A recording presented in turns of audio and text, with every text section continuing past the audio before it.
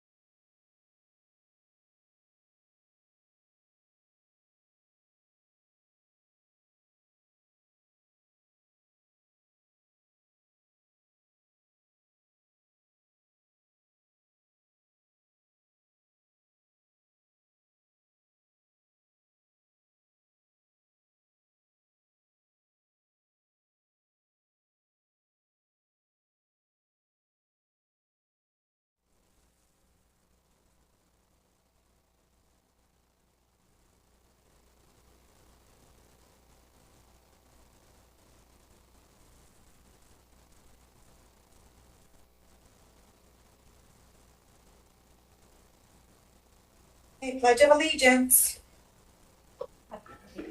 Pledge allegiance to the flag of the United States of America, to the republic for which it stands, one nation under God, indivisible, with liberty and justice for all. Honor the Texas flag, allegiance to the state of Texas, one state under God, one and indivisible. All right, I'll take volunteers for the new visit.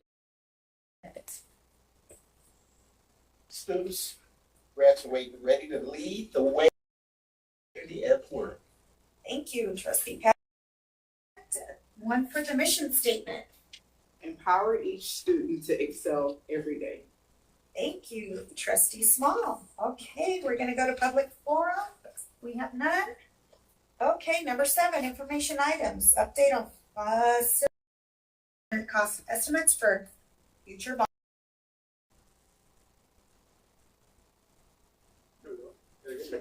I'm going to click on here too, but every time I do this. Good evening, Team of 8. So I'm here today just to give y'all a review on some of the assessments that we've had in the back and or sometime back and recently as well, and to let you know what our facility needs are right now, and then as well as prioritization. So I'll start off with just success. So the lens that we used this time around, we were concerns or challenges with growth and knowing, hey, you know, we get an influx of students coming in, where do we need to put them at? We also were looking at capacity or utilization throughout. And so what we did, the lens that we put on, we're looking for strengthening our learning environments and renewing district assets. So with that said, the lens that we're looking for sometimes, of course, dealt with our needs. And so we came up with a recommendation from administration with basically $400 million on bonding capacity. And these are the, and slide at the very end, but I just wanted to put it here on your forefront so you can kind of see the projects that we're looking at right now. And so the projects would include a new blue, some additional space for our high schools as far as Manor High School and Manor New Tech, 2 renovations, Decker Elementary, and then Blake Manor Elementary.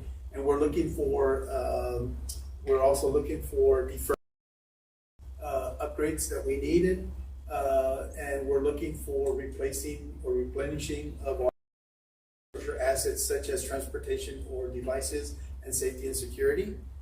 We're also looking at bus and transportation upgrades as well. And then so Arnie's here on deferred maintenance.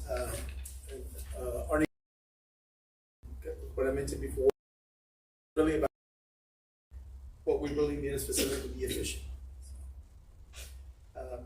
Backtrack some of this. When we took a snapshot, we had 9,000, a little bit over 9,800 students. This is projected to be stagnant, so that means very little growth, if any. And then after 2027, 28, then we start the trajectory to go. And if we're looking at short term within the next 5 years to 2030, about 500 students more, somewhere roughly in that neighborhood. Way out, we're looking at almost 2,000 students or 1,500 students. So just on the utilization, so you'll know the capacity of our campuses throughout the whole district. When we capacity is that, hey, if we get an influx of or we're getting students from signing up for elementaries, middle school, and high schools, we need to know. And so, when we did, the only one that is up here that you'll see in red is going to be our Lagos Elementary. Currently, it sits at 97% utilized, but within the next 2 or 3 years, it's going to be about the same. We'll grow 1 or 2 percentage points each year. We do have a plan for that, as you recall, that we have up. So later on, if we did decide time when we're at about 118% in capacity, that would be the time to open up that Wild Horse Elementary campus. So improving academics and classroom efficiencies.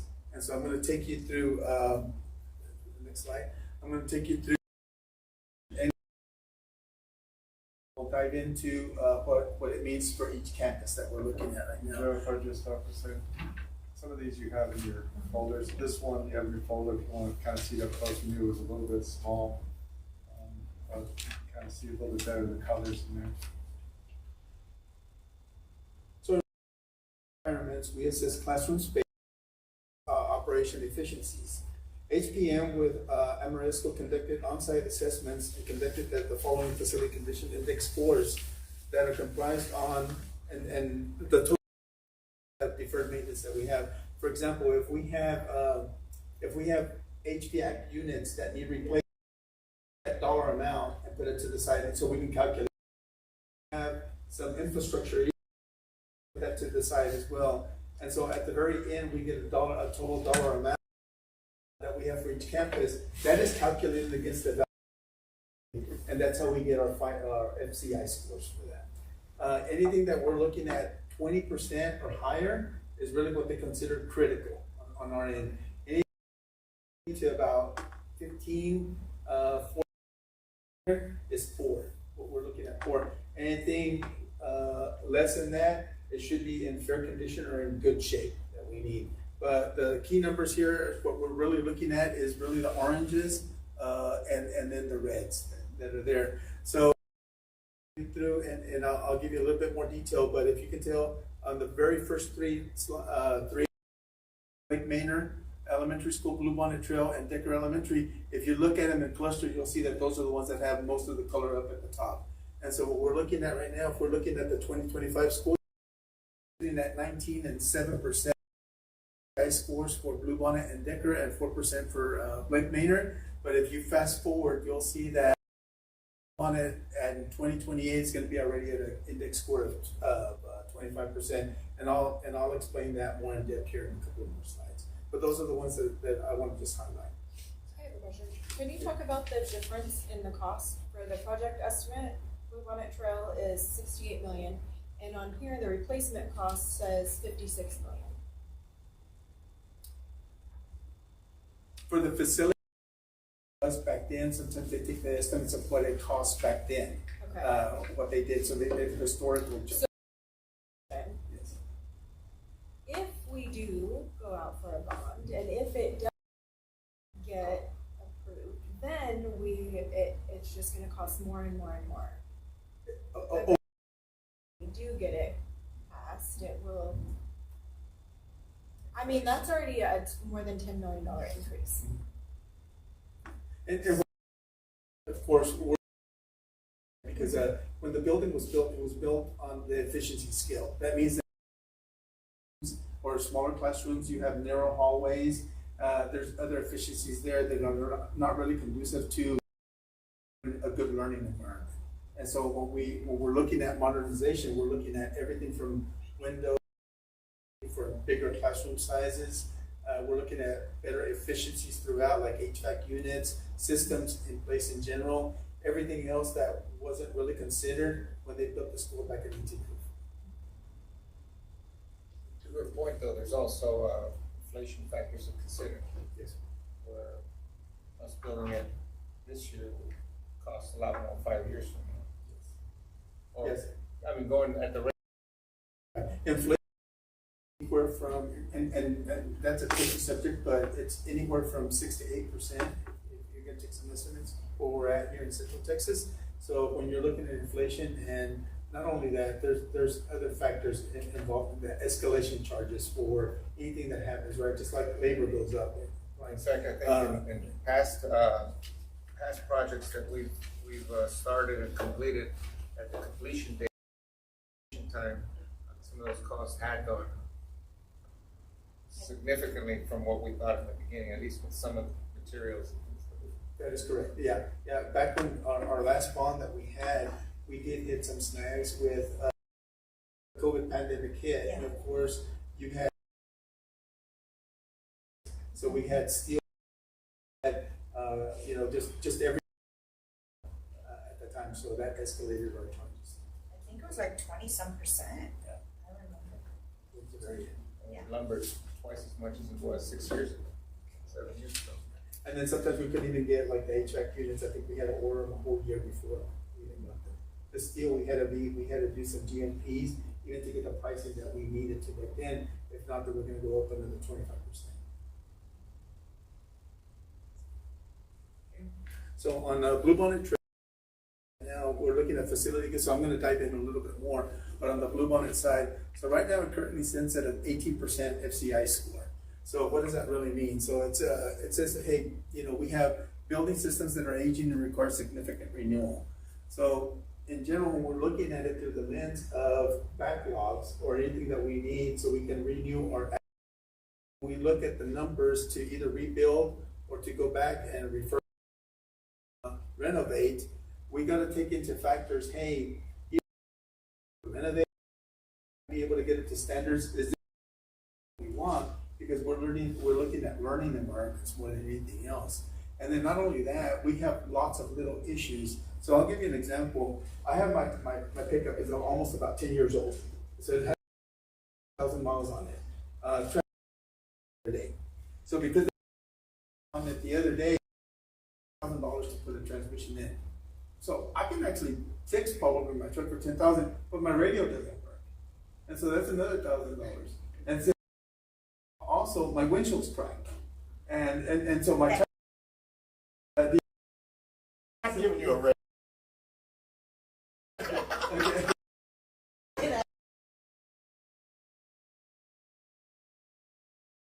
So, but my point is that even though it might be one,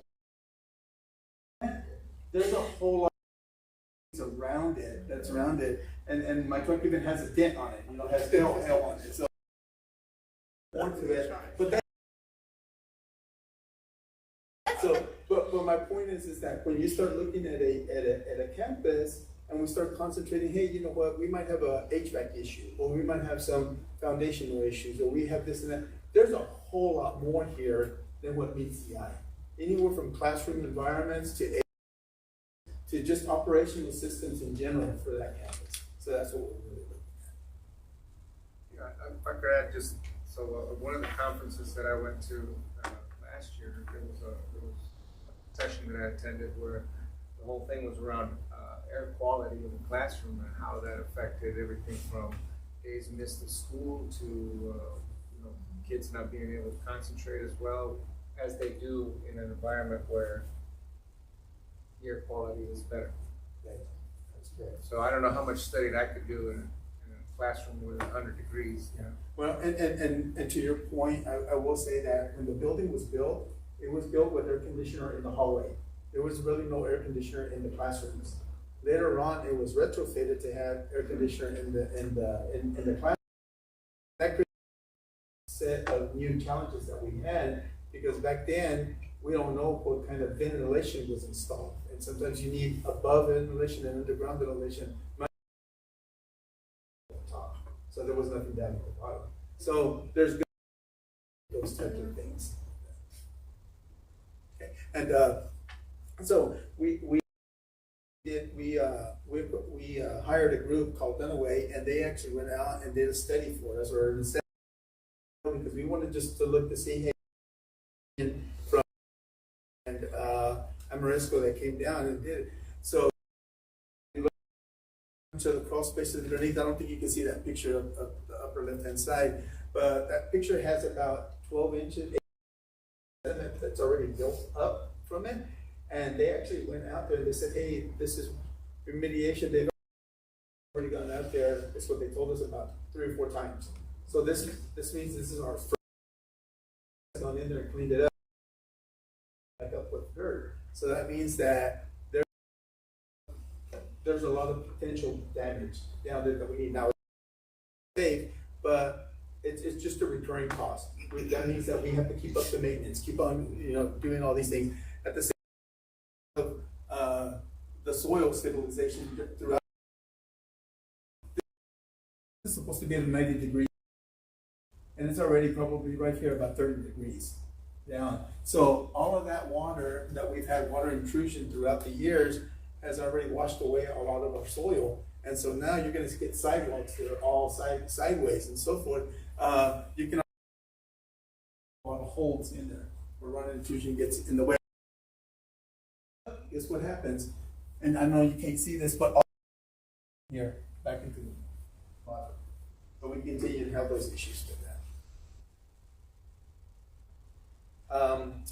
Next is elementary,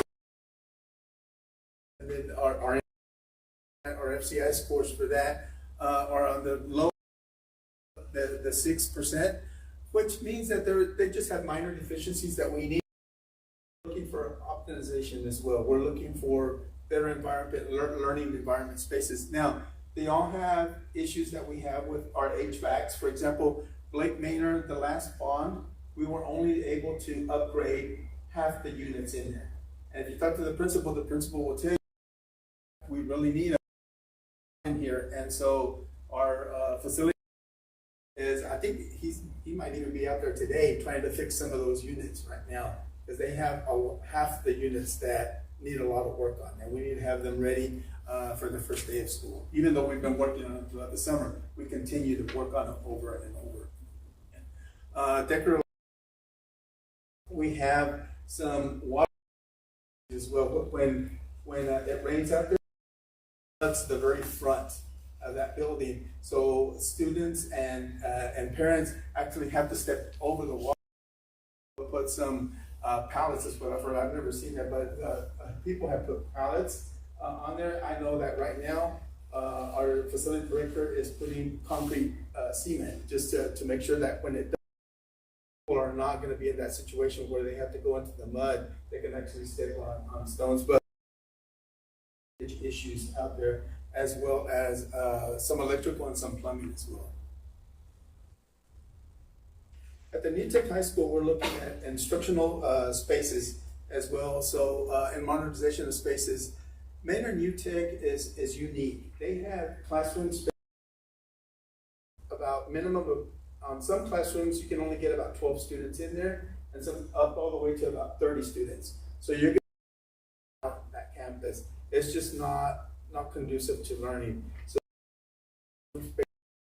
modernize, and we really need to make where we can get 25 to 30 students in the classroom. And like I said, right now, it's just inefficient spaces that we're looking at. We also don't have space. We also don't have space for, we don't have any band hall out there, and we don't, we have like, it's the now for robotics. So they have a really nice robotics program. They know where to put the students. Nice learning environment for that. So we're looking at adding those, at least those or two buildings, but we would have a band hall and we'd have new robotics. See those academic classrooms that I was talking to you about, where the different square feet on each space is just different. Manor High School, we're looking at same thing. We're looking at instructional spaces. That said, next slide. There are efficiencies that help dollars in the classroom in the future. As you know, right now they go. They're enrolled in high school complex. They high school center, and to do that, that means that we have to transport during that day. And so we have about 12 shuttles that go throughout the day, and each one takes about an hour to come and go on that. So you start multiplying the gas money, the maintenance for the buses, you start multiplying the time, the lost instruction that we have from going to one place to the other, you'll start seeing a cost savings. With that savings, that means that that whole campus right now, that we have to air condition, that we have to heat and cool, maintain, we have to clean. To do that, we're spending all this extra money with that. And then we have personnel also that we could probably, instead of having two, we would have only one principal at high school if we can bring all the ninth graders back. So in that we would have to add a new wing at the Manor complex, high school, and then looking at adding a new theater and fine arts classroom. So additional, like a big theater. You're probably used to seeing it's going to be more like a classroom set, and it will have seats, it will have lighting, it will have everything else, but it can be used in conjunction with fine arts classroom. Can it be used in UIO competition? Yeah. So these are just some models that some other school districts they built, to model after this one. It'd be nice, but it's not gonna be as large as the pack, which is a performance space. So next, and I talked to y'all just a little bit about our savings, but in doing this, we're looking at about $190,000 in savings from utilities, about $95,000 in transportation. Now, this might not be the full savings here. This is just at the very top level.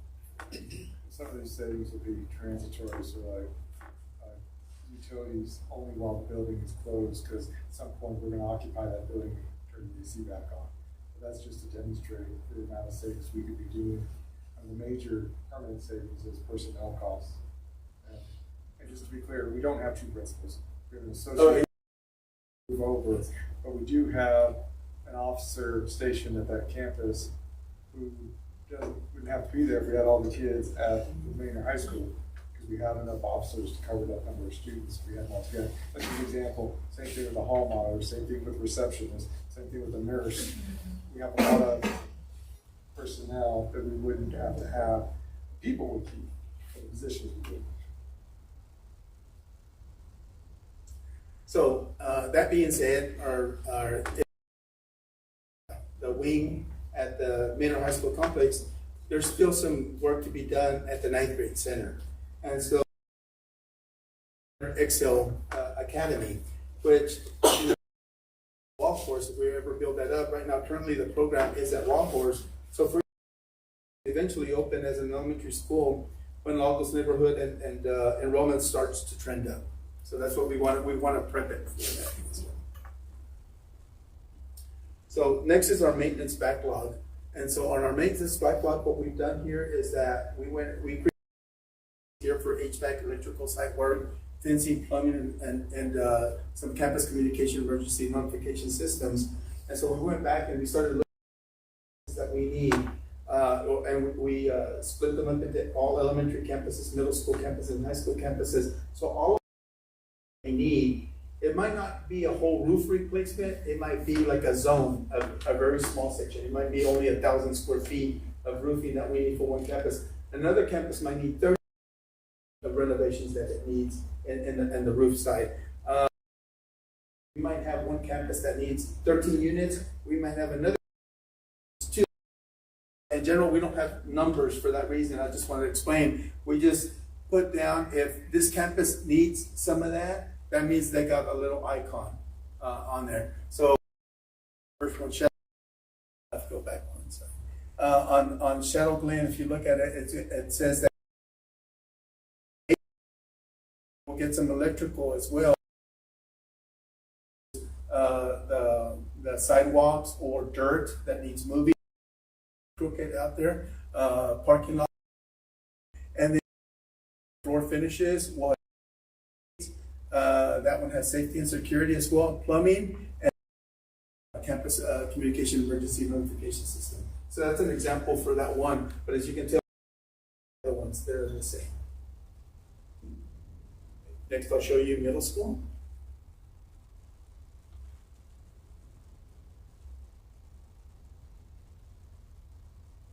And then after that, high schools.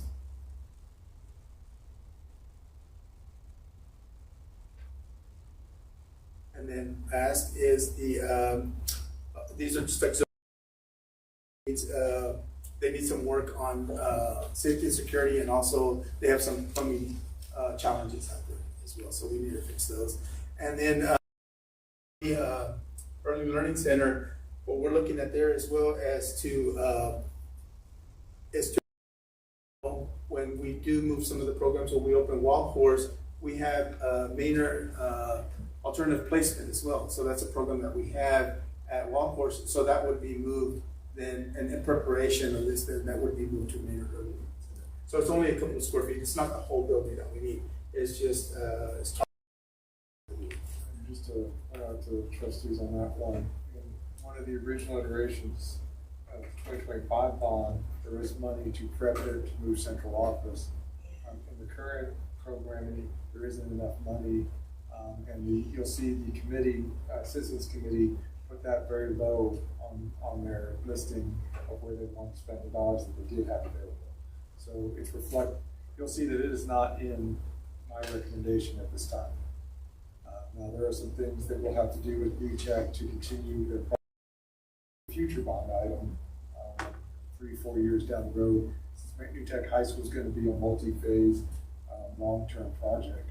So just to be aware that that was something that came directly from our committee. So I'll touch on life cycles. So what I mean by this is that we have 18 buses that we really need to replace. We have a Senate bill, I believe it's Senate Bill 546, if I'm not mistaken, in September 1st of 2029. It's going to be mandated that all school buses have 3-point seatbelts on them. And right now we have, I think, 34 buses that do not have 3-point seatbelts. So if we decide to then, because we hire a company for them to come and do it for a little bit over a third of a cost of a bus. And so we have aging buses with over 200,000 miles on them. And so what we're asking, why go on them? They're already, their life cycle, they're at the end of their life. Buy the new buses that we need anyway, and we'll take care of two things at one time. We'll get the new buses that we need, plus we'll in 2029 with the Senate bill that do not have, how many are? 54. We have 54 that are and 34 that are. So we're looking at 24 new buses. 18. 18, okay. Yeah. And it's Now, I said on there with those is that incorporates also the ones that are aged out. Okay. The explicit, you can use bond money to replace the seatbelts and the seats upgrade, since the state didn't give us any money to pay for that. So we have 54 total buses, 34 No. 88.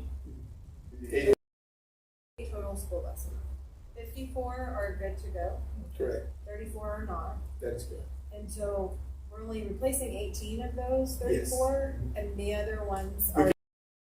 But we have 18 that are gonna be aged Yes. out. They're at the end of their life. They'd be there over 200,000 miles or right. Or So getting we're rid not of asking people to give us money to replace all the buses. We're only replacing the ones that That need. need to The aging. Yes. Would be fiscally responsible for this. Technology, we have a little over 9,000 devices for students, and we have 1,500 devices for our staff as well. And on each category, we have about half of them that need replacing right now. They're already at the end of the life. Now, we were able to purchase what we needed this year, but in future years that we have and the upcoming life cycle of devices, that they don't really have a 5, 10, 15 year span, the ones that we have right now. At the most, we'll have 4 to 5 years is what we're looking at. And in a year or two, we're going to be back at the same place that we're at right now. So what we're looking at, when we look at these life cycle devices, we're looking at 5 years in. So anything that expires within the 5-year window that we're looking at, that's what we need to replace. We need to replace at least 50% of all of our technology.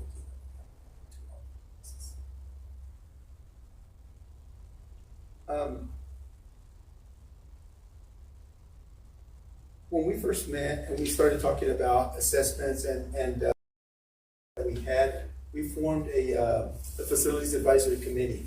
And that was a committee that we were gathering data from many different points that we had. Of course, we had architects, we had engineers coming in, we had people assessing, what our facilities were like. The committee, last year, with originally starting out with 21, members in the committee. After we met a couple of times, I know that they came back to you, sometime last year, and they gave y'all their priorities and they advised, I think this is what we need to do.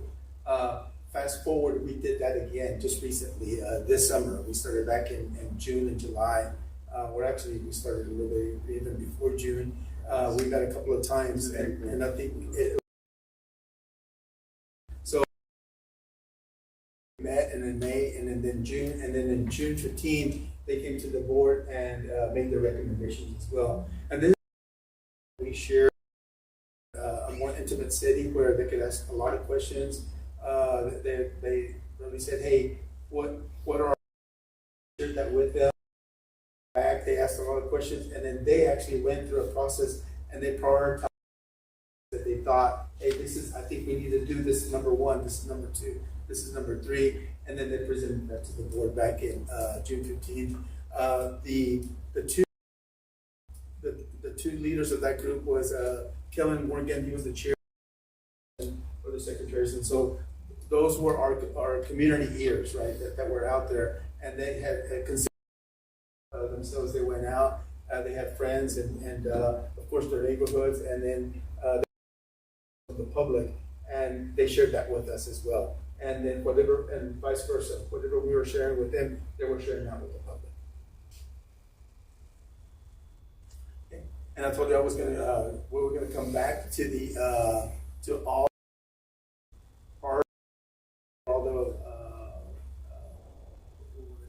the prioritization list that we came up with. We actually put in priorities as well. So the very first one was really what we looked at from number 1 to number 15 on there. And I don't know, later on we're going to look at the worksheet more in depth. But right now, anything that has a check on there will total, all those projects are estimated to total around $400 million. Okay, I have a question. So does that 400 million, and I'm still unclear yet, is it with I'm sorry, we're coming back from a long break and I'm trying to refresh everything. Does it include a tax rate increase, or do Yes. we know? What's going to happen next is Mr. Santiago is going to go through the numbers, and at the very end of this, if the trustees so wish, we can actually show you, and there's also he'll explain this document to you, Yeah. but it shows capacities at different tax rates, and then so if trustee tax rate, then we can even go in and start changing the projects. So if you want to add projects, we'll add to you and show you what that costs. If you want to reduce it, we'll show you what that would mean. And this is on all the different tax rates and what that'll be. And ultimately, it'll be up to you to let me know what you want how you want to approach that. This is my go-to, but obviously we serve the pleasure of the board, and we'll do whatever you need us to do. Santiago, you want to show some numbers?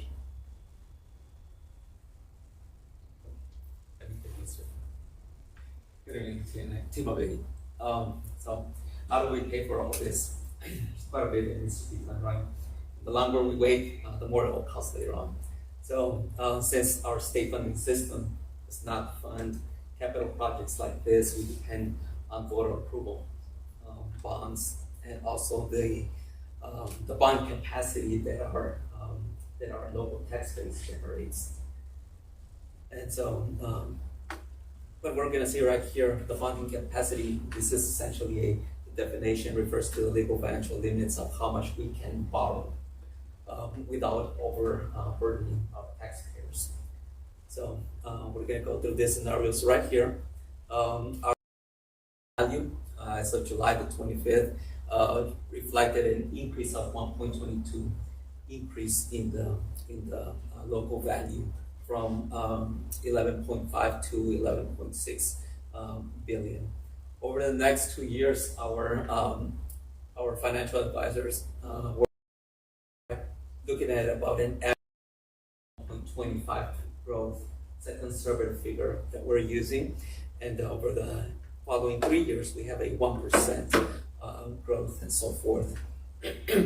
Over the 3 years, we've grown about a 1.64%, and you can see the trend right there. What's the blue bar certified and the orange are projected values. This is the tax roll for the certified estimated value. The value on the roll are currently at 331,000, which is an increase of a decrease of 5.8% over the previous year. The tax rate last year was $1.08. There was a slight compression of 0.06%. So max rate that we can adopt without exceeding or going to the voters for an additional tax rate is $1.0755. So the overall tax rate would be a decrease of 0.0059 due to mainly to compression. The tax and the average home would reflect a decrease of 6.4%, which is about $242 annually. Keep this figure in mind because we're going to use it in the next slide.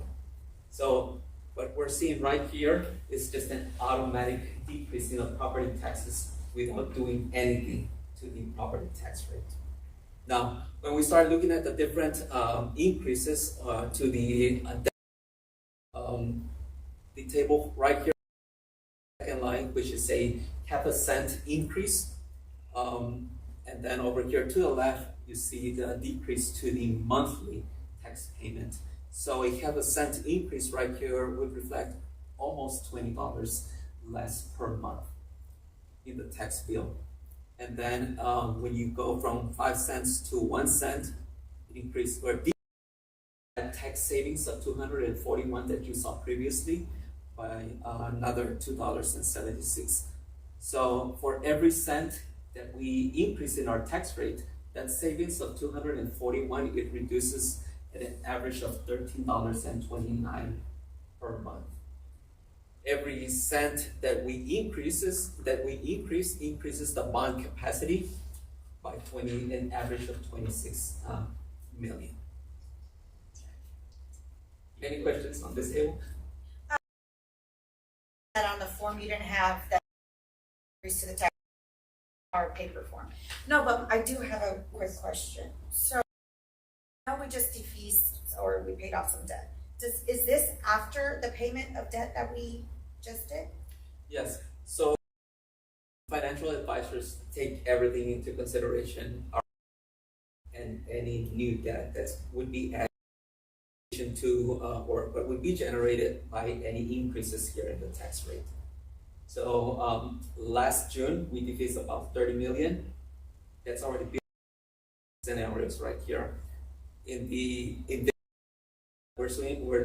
We're assuming that we're going to defease about 12 million, which is the amount that you will approve in the defeasance resolution on August the 17th. So that's already built in here. It includes existing debt and any new debt. And the amount that we could raise, the rate that we could raise before going to the voters would be, is it 1.07? 0.059. To the previous slide? He didn't say that exactly right. So the M and O tax is a cap, which you can't raise above it. Yes. The INS is cap is 0.5, and you control that. There's no voter approval for that. So based on that, to your question, we cannot exceed $1.07. $7, okay. 5.5. That's the max. Okay. For M and O. Per annum, correct. And so the highlight is like a little bit over. So in order to fund 100 million in bond projects, we would have to increase our tax rate by 4 cents or by 0.385. barely right below the 4 cents. Remember, that's your INS tax rate, That's not the- the M and O. Okay. M and O is frozen unless we go to voters again. INS Okay, tax rate I is see. 2.5. I see. This one. We're talking about bond defeased. We have defeased and refinanced a total of 156 million. The total savings in the long-term interest has been 40.8 million. PR. That's good for PRNC. Yes, that is. In just we have increase of 16 million, and the one that will be proposed in August has an estimated savings of 3.6 million. In refinancing, we have refinanced 164 million, total savings 25 million. So the total that we have defeased and refinanced is 150, for total interest savings of 41 million. I have a question regarding the defeasance and the refinancing. We didn't have to do any of that, correct?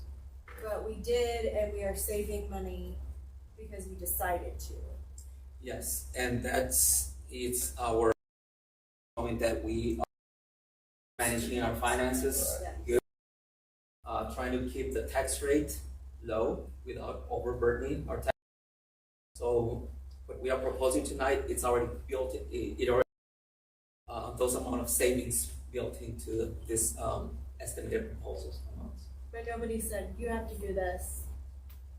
We decided, let's do this so that we can save money, so we can be responsible and do Yes. the right Right. thing. Just like Okay. anybody who borrows money for a house or a car and tries to pay down they're a little bit extra. That's what trustees have decided to do over the years, which is allow where we can ask voters if they could approve more money so that we can fix the schools that need to get fixed for our kids and for staff. Certainly, to show that we are being good stewards of our taxpayers' funds. So, those are the savings that we have incurred over a 6-year period. I have a question. So you said the grand total principal defeased refinance is 156,685,000. Is that the amount outstanding that we have total? Or Yes. what is it? Yeah. You can only defease existing debt. Yeah. So I'm yes, just saying, out of all the bonds, because we have 2024, 2016, 2019, all this, what is remaining in debt is this. No, this is only the clear. Okay, yes. You can no, provide that later if you need to. it will be a public text hearing. Okay, It's good. called the total bonding debt. It's about 400 million. Okay. Almost the same amount that we. Yeah, I was just trying to, Yes. because we've had multiple. I do have that information in the text copy here. Thank you. That's last slide.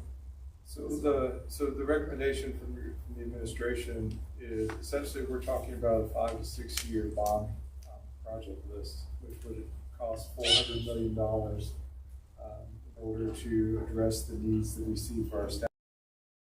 That would require increasing the INS tax rate to 0.0385. I know it's difficult, the tax rate is increasing, but the estimated reduction, $9.56. Now that, to be clear, that would be more of a reduction if we didn't raise the tax rate, but then Blue Bonnet Trail Elementary School may not get replaced. Can you go forward with more slides? No. Sure, sorry. That's like, say 400 million, it says 400. I should say 400 million, and that would be my fault since I actually did that slide. Okay. It's not Just 400. 100 million. Okay. Thoughts? I was gonna go forward one slide, Okay. just so, so trustees, we're open for discussion and for your input and feedback. We can even go as far as to begin to bring up other scenarios of different bonding capacities if you choose to change the tax rate higher or lower. Well, my only concern is that, because last time you didn't change your tax rate. Now we're saying, well, we're gonna raise your tax rate, but your tax will be Payments. We have to get that message out because of the language. And that's my main, that our message gets out factually and broadly to the voters so that they know with their money, been very responsible with tax, do right by the students. We want the students to have high quality learning environments. And it takes money to do that, and we are being as conservative as possible, trying to get these goals accomplished. That's my frustration, just getting the information out. That's my frustration too. So hear you, I'm sorry, go ahead. I was gonna, the previous slide, due to a new homestead exemption legislation, this, if you have your home homesteaded, if it is your first home and you do qualify for homestead. So with the messaging, essentially we are raising their tax rate. Do we just leave it at that? Period? Is that gonna build the trust? We are, in fact, raising your tax rate. We don't know your circumstances and if it is gonna go up or down based on other legislation. Potentially, being factual, all those things in consideration. But we are being so conservative. Those clarified questions about, we have 88 buses. We are only asking for the funds if we do go for this bond for 18 of them, right? And the different things that we're doing.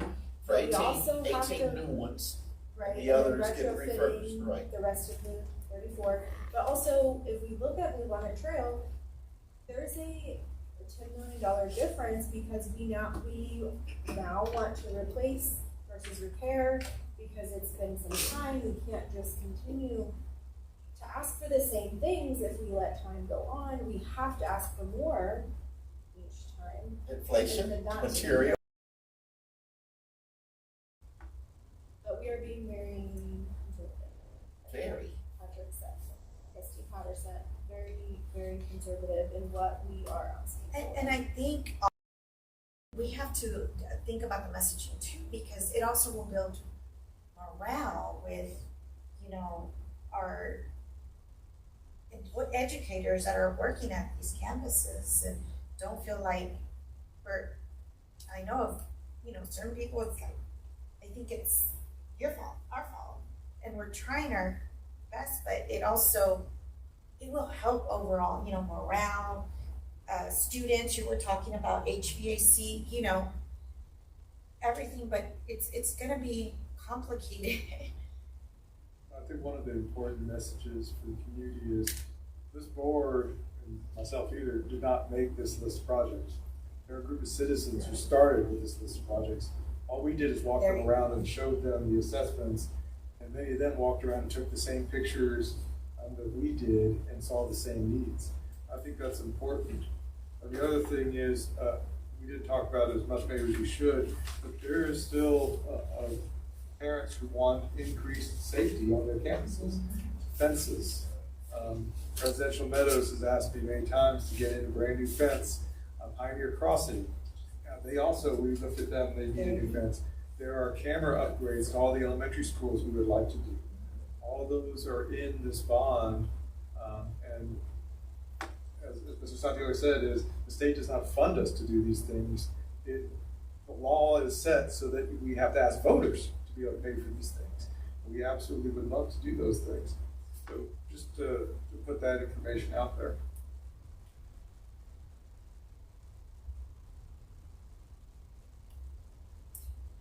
3 years ago, when I was working at Lake Manor, it needed AC repairs. And if you're a voting parent and you go onto that campus, you will experience the temperature in that building, like just, you know, awareness of the, like, it's factual.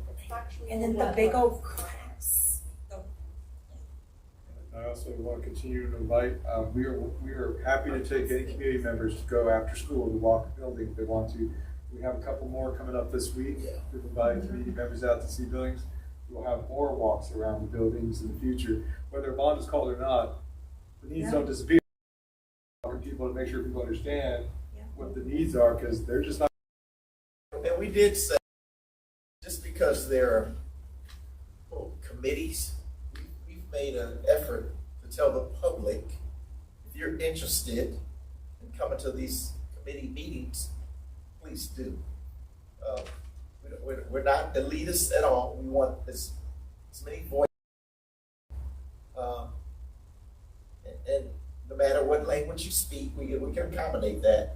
So, again, as a board, we've been very, very serious, very prudent, very responsible, and we're trying to create the best environments for your children. Thank you. So like if we are not spending yearly amounts of money, yearly On patches. on patches, Band-Aids. what does that do for what else we can do? Yeah. Well, I use great question, Mr. Martinez. What I usually use when I talk about people is we currently have $1.5 million contract with Airco just to keep our air conditionings working. And that's not because our air conditionings are new, that's because a lot of them are beyond the end of life. So if you imagine, contracts, but we estimate right off the bat, we might be able to save $500,000 in our maintenance and operation budget very quickly. Now that money would be there for trustees to decide if you want to hire new positions, provide raises to staff, help offset the cost of health insurance. That's what maintenance and operation money is for. So it will give obviously trustees opportunities to make a decision on where they want to spend that money if we weren't spending it on maintaining equipment that is end of life. I'm always trying to get more money in a teacher's pocket. Also, with HVAC, we also have roofing. We do have. Yeah. It was Oh, I on saw here that. For some roofs and that. Electrical again, too. and Yep. it rains and water. Windows, too. We're spending Yeah, money. windows. $10,000-15,000 at Blue Bontre Elementary School because of the soil shifting on the plumbing. That was only a couple months ago, I think. And it was a patch. We didn't replace it because we can't afford to replace it. But that's money that could have been going to those other things, new teachers, salaries, health insurance. In the event that we have the funding to support the rebuild for Blue Bonnet Trail, what is going to be the plan for that school? The first plan would be to select an architect to survey the area to determine what is the most effective way we can do it. The short answer is we'll have to make a decision because generally speaking, if it can be done, keeping the kids there, it will be more expensive and it will take longer. So that, I just want to be clear. If we kept the kids there, it would be, Doing the It would take rebuild. longer, yeah. now, that's an open question because we were taking a look at it because we do have some questions of whether we can do that. Egress issues because that campus is the way it's sitting, not going to be an easy task. The alternative is, of course, is to move the students. And one of the things we have open to us, of course, is Wild Horse Elementary School potentially moving things and allowing the students to go there. That is not a decision we've made, and I wouldn't make that decision without the advice of experts, architects, and general contractors to really be able to weigh the cost benefits and then really hear from the community as well. I kind of heard both ways from the community. Some community members have told me if you do that, move us to Wild Horse. Other community members, not. But we'll definitely have to cross that path. I do want to let you know that since the engineering, structural engineering report was done, I did promise some of the parents over there that I would send something to them. So that we're going to send something tomorrow to let them know the campus is safe, but here are the problems we see. And so I know there's going to be quite a bit of chatter about that.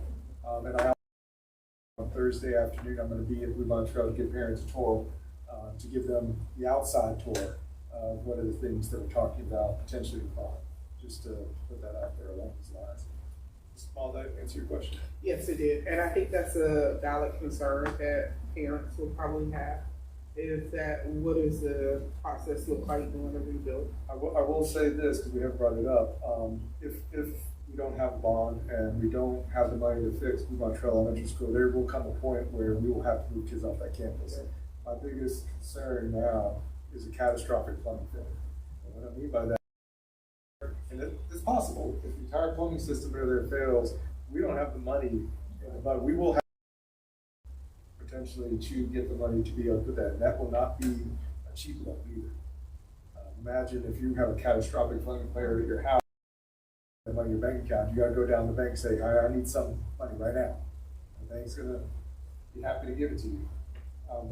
But I say that, I don't wanna scare people, but it is now a distinct possibility in the future for that to happen. And we have to be ready for that possibility. Yeah. What's it The freezing, exposed? yeah. Yeah. So how did the trustees feel about the recommendation of 400 million?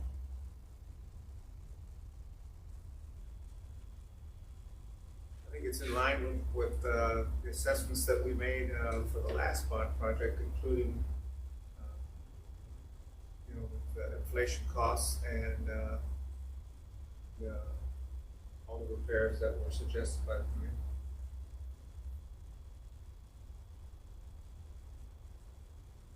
I think it's in line, I think it's necessary, and it's my total support.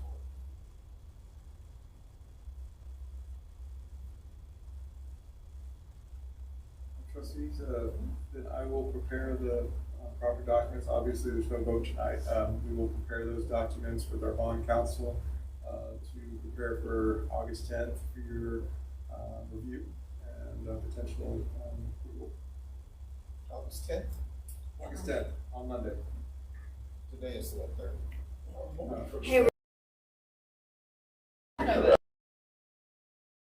Hey, June, but we're paid for it this month. Together, we will post the agenda. Our due date is tomorrow, so we will post the agenda. Yes, sir. Well, our next board meeting, is special August 10th. And with that, I don't think there's nothing else. I'll entertain a motion to adjourn. Madam President, Yes. I move to adjourn. I second. By trustee Howard, second by trustee Patterson at motion passes. Do it count? Thank you. Thank you. Thank you. Great.